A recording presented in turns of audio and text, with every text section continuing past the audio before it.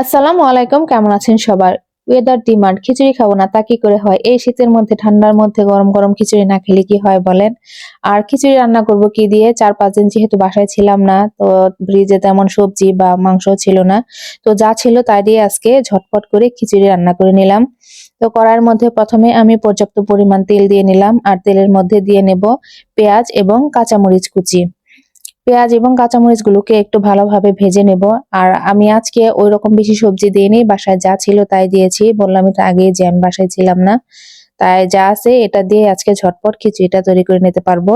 আর আপনারা যারা সহজেই বাসায় যা আছে তাই দিয়ে ঝটপট খিচুড়ি রান্না করতে চান, তাদের জন্য কিন্তু আজকের রেসিপিটা পারফেক্ট।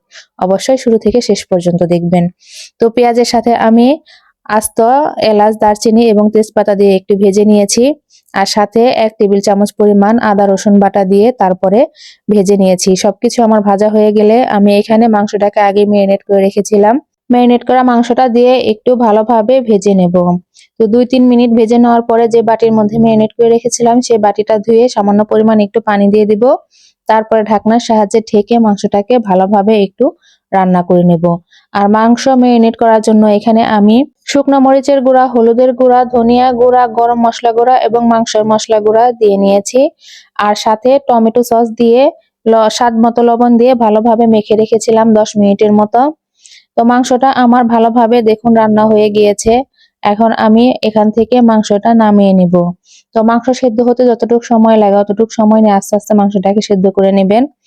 তো আমার মাংসগুলো তুলে নেওয়া হয়ে গেলে এখানে আমি এখন কেটে রাখা সবজি দিয়ে দেব। তো আমার ঘরে ওরকম সবজি ছিল না যেহেতু আমি বাসায় ছিলাম না।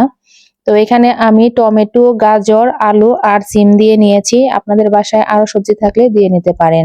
এখন আমি এইখানে 1/2 কেজি পরিমাণ পোলাওয়ের চাল এবং 1/2 কেজি পরিমাণ মসুর এবং মুগ ডাল দিয়ে নিয়েছি। আর এই চাল আর ডাল একত্রে ভালোভাবে ধুয়ে আমি আধা ঘন্টা পানিতে ভিজিয়ে রেখেছিলাম। এতে করে রান্নার সময় তাড়াতাড়ি চাল ডাল ফুটে যাবে।